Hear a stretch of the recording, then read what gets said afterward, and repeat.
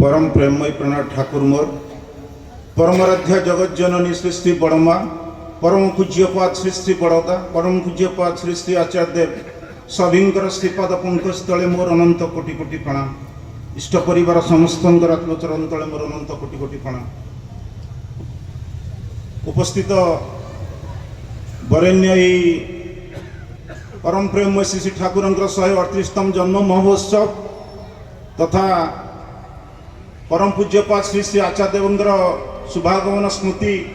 एवं ये श्रीमंदिर उद्बोधन उत्सव को नहीं सत्संग पूज्य सम्मान्य परिचालक उपस्थित पुण्यतोपा प्रतिऋतिक सहप्रतिऋतिक अधोजाज कर्मी मंडली सम्मान्य साधु सज्जन मंडली निमंत्रित अतिथि वृंद सम्मान्य गुरु भाई माने सम्मान्य आदरणीय माँ माने छोट छोट पिला माने प्रति प्रत्येक समस्त उद्देश्य मो अंतर एकांत श्रद्धा प्रीति राय एवं जय गुरु परम पितांकर अपार दयाकर्ण आशीर्वाद को पाथेय करी बहु दूर आसी आपण मान संग लाभ करी परम पिता आतुल चरण तले निजक मु धन्य मन करी एवं आपण मानकर जे साधु उद्यम इष्ट प्राणता ए अंचल समग्र जनसाधारण गुरु भाई माँ मान जो व्याकुलता ए व्याकुलता ये एक सौम्यरम्य परिवेश भितर परम प्रेम ठाकुर को आम समस्त उपभोग करुचे से मु समस्त सर्वविध मंगल प्रथम ठाकुर पर निवेदन करी। आज उत्सवर जो सुंदर परिवेश ए परिवेश आम समस्ते अपेक्षा करिचे जो मानक मुख दे परम पितांकर जीवनचर्या शुणा ये मंगल कथा शुणा से आपण मान जो भाव को नष्ट करने को जाऊ ना जिते बड़े परिचालक मत निर्देश देते मानि नवाटा ठाकुर दीक्षा नला पर तो शिखीचु तेणु 2-4-5 मिनिट जहाँ छोटिया दीपद कथा कहबी कारण आज जो मुख्य वक्ता अच्छा पूज्य सम्मान्य मोर अग्रज प्रतिमा डॉक्टर केदारनाथ महांती बहु प्रतिकूल भितर दे एभली झलक बेगर आसी पहुँचले कहीं सुदूर जलेश्वर बालेश्वर आपण मानकर श्रद्धा प्रीति की भल पाई ठाकुर एवं पूज्य डंबरुदा छतिया उत्सव पर केदार भाई की कथा कले हाँ नाई भितर बहु गुरु दायित्व अच्छा जलेश्वर विशाल मंदिर आचार्य परम परिवार समस्त गुरु दायित्व एवं जड़े भक्त लोक मुखर समग्र ओडिशा चाह बसी था दुई पद से अमृत निष्पन्दी कथा शुणापी मोर व्याकुलता एवं आम मान गहन में उपस्थित अच्छा आज आम सत्संग जगतर संपादक पूज्य डॉक्टर विनायक महापात्र प्रतिऋतिक दादा एवं पूज्य श्रीधर दास अच्छा समय को देखी आपण मुखर दुई पद कथा ठाकुर कथा शुणे यही राहामा मंदिर विषय जिते बड़े तलतलाटा होता तापर काम को आगे नापी पूज्य विनायक दा एवं श्रीधर दा एवं पूज्य मोर अग्रज प्रतिमा विजय भाई मत यही अंचल को पठे पूज्य डंबरुदा नेतृत्व में राहामारू अनेक गुड़िया भलेंटियर जाती ओडिशार ए निखिल उत्कल स्मृति महोत्सव में भलेंटियर काम करने अग्रभाग प्रशांत भाई की नहीं आम मैंने मिलमिशी अनेक दिन धरी काम करूँ तार भीतर गोटे भाईचारा सृष्टि होता है भल पाइबा सृष्टि होता है राहामारू गोटे बड़ टीम जाती 70-80 माने जाती भलेंटियर काम करती तेणु मत विजय भाई कहले डंबुरता चाहूँगी आ बिना दास प्लान टाक फाइनाल कर तू जाए काम धंदा एत दूर देखिपारू ये आचार्य आशीर्वाद को बहन कर परम सौभाग्य पितामाता सुकृत मुझे काम धंदा देखार अनेक वर्ष धरी बहु समय धरी आपण मान पाखक आसे यही काम धंदा भितर मोर जहाँ अनुभूति यही राहामा मंदिर एक स्वतंत्र मंदिर जो मंदिर परिकल्पना जो मंदिर नक्शा यही 3 तला हवा आज आचार्य मुखर से दिन बाहरी पड़ा रास्ता कड़े एनएच कड़े एत बड़ लोक जास करते परिमाण लोक जाऊँगी 2 तला नक 3 तला कर मझी तलाटा गोटे विराट हल कर दियो एवं से दिन ड्रॉइंग करते पूज्य विनायक माध्यम दे नक्शाटा 11टा गंबुज या परिकल्पना थिला से ड्रॉइंग प्लान एस्टिमेट नहीं मुझे पूज्य डंबुदा सांगे आचार्य पदर अभिषिक्त होगा पूर्वर आम पूज्यपाद बाबा पाखे नवेदन कर ड्रॉइंगटा मुझे धरी ठिया होती दादा से बाटे आसिक कहले कि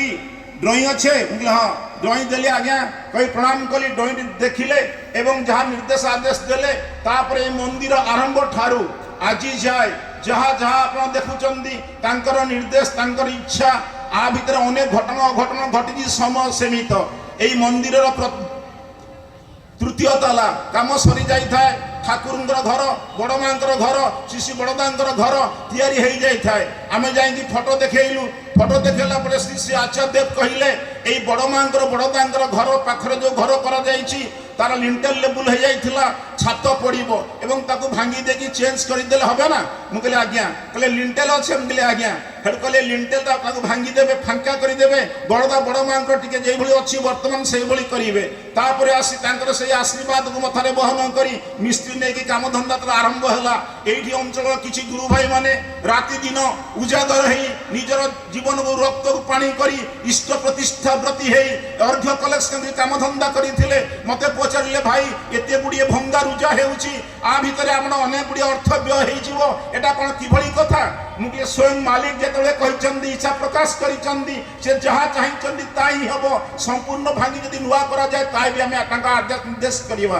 पालन तापर हेई सल्ला पर आज जहा देखा जाउची एई बार बार प्रत्येकटी कथा गंगुजर कथा डोर विंडोर कथा सीलिंग र कथा ठाकुर आस्थान कथा प्रत्येक कथा जाई आचार्य पर आपण मान को सहायता निवेदन हमें करो आचार्य निर्देश क्रम ताई हुए गत वर्ष जेतेबेले प्रचुर वर्षा होउथाय एठी बसी हो थाए ठिया हेई हो थाए जेतेबेले आंठुए पानी आपण माने विकस्तत अवस्था रे थिले किभली मंदिर उद्बोधित हबो किए आसीबे कहा कर कर्म रे ठाकुर विग्रह प्रतिष्ठा करा जीव समस्त एई भली गोटे मानसिक अवस्था रे आपण मानकर व्याकुलता भक्ति निष्ठा को पाथेय करी से दिन नेमाल रे अवस्थान करूथिले परम पूज्य पद आचार्य देव छपरी परे राति 11टा 11:30 बेले हम गोटे फोन आसला जे आचार्य देव चाहूचंदी रहामा निजे आसीबे से अपूर्व आनंद से स्मृति आपण माने जानिचंदी से दिन लोकारण्य हेइतला तांको कर कमरे ए मंदिर श्री विग्रह आज उन्मोचित हेई आज अनेक आदेश निर्देश सम्मान पड़थिला और आचार्य देव होचंदी श्री ठाकुरंकर जीवंत विग्रह जहां भितरे आचार्य परंपरा भितरे ठाकुर जीवंत लीला करी आज मनीष को पथभ्रष्ट मनीष को रास्ता देखौचंदी अंतर्जमी त्रिकाल दिन दुनियार मालिक आमे एई घर जेतबेले हेइथिला पछपट सीटा मेंटेनेंस सीटा कंप्लीट है नथिला रंग मरा है नथिला विजय भाई कहले रंजन भाई आचार्य देव आसीबे आमे डोरटा लॉक कर देला परे रंग भंग हेइनी दरखंडिया काम हेइची काले अनेक ऊपर को पळै जिवे आमे अंतर्जामी जे हृदयर कथा जानंदी जे दादा कहउथिले आचार्य परंपरा भितरे तांको परिवार सामने विश्व ब्रह्मांडर अनंत कोटि जीव सत्ता जेतेबेले अछि दंडमान हुअंदी से तांको दृष्टि भितरे तार त्रिकोटि कुल कथा जानि परंती एवं तार जन्मभूत भविष्यत जानि परंती आमे से डोरटा को चाबी पकई देइथिलु जेतेबेले ठाकुर विग्रह उन्मोचन करी बड़दा बड़मा को विग्रह उन्मोचन करी गोटे काच नथिला बेले मते कहले बजार वाणी आज रात रे काच लगेबे अनेक गुडी आदेश निर्देश देले पछपटे बुली जाए कि जो घरटा खंडिया हेची रंग मरा हेनी विजय भाई लुचेई दउथिले आचार्य को आचार्य कहउचंदी एइटा की एइटा कोन आ भितरे कोन अछि तांको किए लुचेइबो से तो अंतर्जामी त्रिकाल दिन दुनियार मालिक एई पंडाल ले से दिन आपण मान को अनेक गुडिए आशीर्वचन देइथिले तन्मध्यरु गोटिए कथा मोर हृदय स्पर्श करिछि आम मान ध्येय अवश्य सेई कथा कहि मोर वक्तव्य शेष करिवि कहउथिले भाई एवं मां माने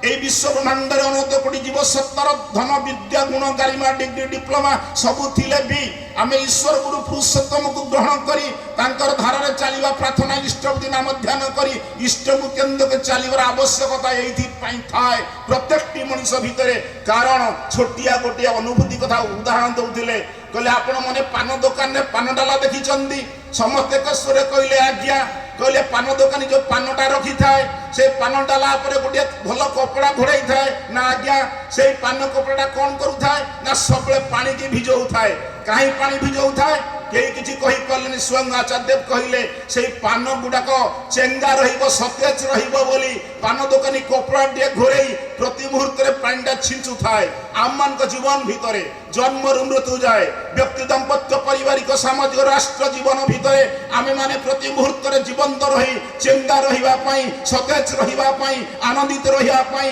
दुख जंत्रंग अतिक्रम करी इष्ट को बहन करी मथारे चलीबा एकांत ध्येय श्रेय से विश्व गुरु आदि पुरुषोत्तम रूप रे परम दयाला विभूत होइचंदी आज आचार्य परंपरा भितर देइचंदी एई सतनाम एई बीज मंत्र जो मंत्र को मनन करी इष्ट कर्म रे जीवन यात्रा करी मनुष्य जीवन को धन्य करिवो आचार्य को सानिध्य लाभ करे आचार्य को मथारे बहन करी तार जीवन को सुखमय जीवन को महा आनंद रे परिपालन करी गाय उठिबो वंदे पुरुषोत्तमम जय गुरु।